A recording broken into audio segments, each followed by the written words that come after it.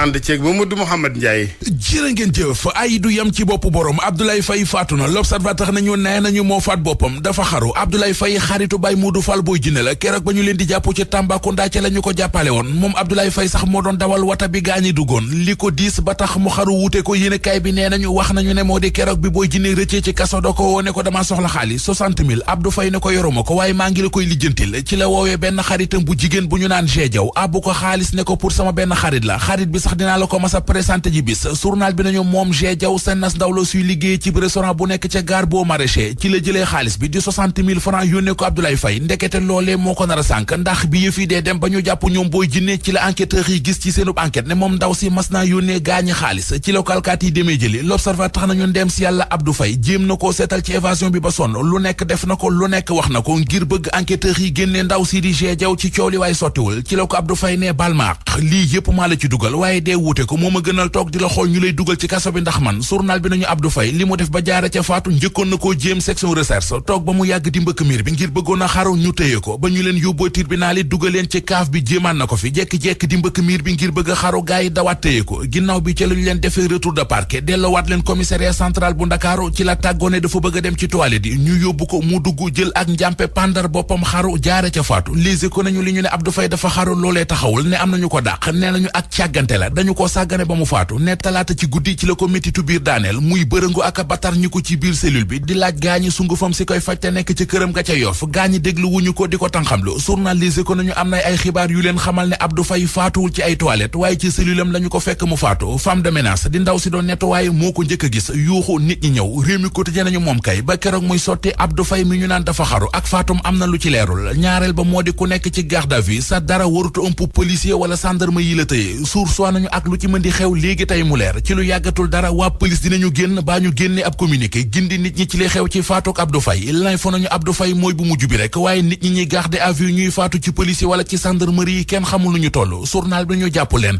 Aïcha Camara Aboubacry Dia Abdoulaye Wade Yingo Elimane Touré Dominique Lopi Alioune Badara Diop Pape Sarr ak Abdou Faye démb ñoom ñëpp ci seenu garde à vue ca la ñu faatu tali réew meeg li fiy faatu ciw nit yi accident jéggi na dayo libération nañu ci benn semaine maanaam ci juróom-ñaari fan fukki doomi aadama ak ñeent faatu nañu ci l'accident ci tali bi te accident bu ñu ci dégg rek ñaare tudd nañ ci camion wala 7 places lu fi yàqu rek génnuñu ci ñu génn fa te wax ci la Sénégal mi xëy di wax ci lu ñu yàqate woon ci université Cheikh Anta Diop bu Ndakaaru keroog ba ñuy renouveler amicale bu faculté de droit restaurant yi étudiants yi yàqate woon caxat-caxatee ko loole ñu def journal bi nee nañu naruta sedd ci ñoom ndax directeur général bu kudd di Maguette Sène yóbbu na yëf yi ca yoon def na ñaari plainte benn mu yóbbu ca yoon ba ca des mu yóbbu ca commission de discipline bu université Cheikh Anta Diop bu Ndakaaru conseil ordre des avocats Le Quotidien nee nañu jël nañu dogalub suspendre provisoirement maître Abdoulaye Babou démb la dogal bi daanu ak effet immédiat maanaam fa ñu ko jëlee fa la ñu koy jëfee maître Abdoulaye Babou mel ne ku naan leen ci xët mu njëkk source waa yéen a xam waaye man li ma wax duma ci dindi lu toll ne tarfatal ay ni tàggat yaram ci la ñu jëm football ak équipe nationale bu Sénégal stade ne kay mi ngi ñuy wax ne entraîneur ba di Aliou Cissé am na léegi tàkk bu wér ci yan footballkat ñooy nekk ci 11 ci bam record yi ne kay nañu ci 11 titulaire boobee nga xam ne entraîneur bi Aliou Cissé jàpp na ko ñaara nga ci ñoo xam ne bi ñu fekk see gaynde yi yàggul waaye fexe nañu ba bokk ci yëf yi imposer seen bopp